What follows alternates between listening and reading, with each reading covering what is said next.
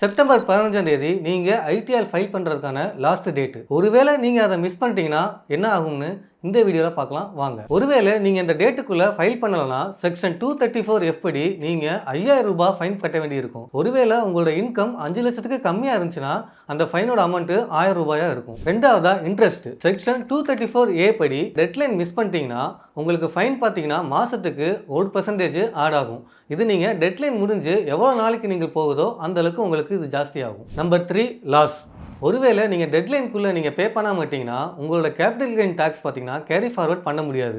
In case ஏதாவது refund இருந்துச்சுன்னா அது லேட்டாக கூட ஆகலாம். ஒருவேளை நீங்கள் ஐடிஆர் ஃபைல் பண்ணாமல் விட்டீங்கன்னா லேட் ஃபைலிங் ஆப்ஷன் இருக்குது. டிசம்பர் 31 வரைக்கும் பிலேட்டட் ரிட்டர்ன் நீங்கள் ஃபைல் பண்ணிக்கலாம். பட் அதுக்கு முன்னாடி மேலே சொன்ன மாதிரி இந்த இன்ட்ரெஸ்ட் பெனால்ட்டி எல்லாமே சேர்த்து கட்டுற மாதிரி இருக்கும். சரி, அப்போயும் நீங்கள் கட்டாமல் விட்டீங்களா? கவலைப்படாதீங்க, இன்னொரு ஆப்ஷன் இருக்குது.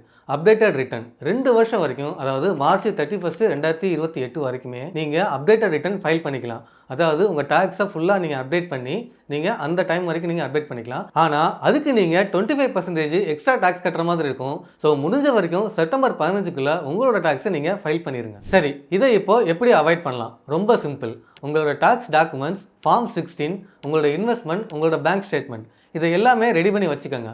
ஒரு நல்ல சிஏவை கான்டாக்ட் பண்ணி டெட்லைனுக்குள்ளே நீங்கள் ஃபைல் பண்ணிடுங்க. ஸோ இந்த மாதிரி ஃபினான்ஷியல் இன்ஃபர்மேஷனுக்கு மறக்காமல் நம்ம பேஜை ஃபாலோ பண்ணிக்கோங்க.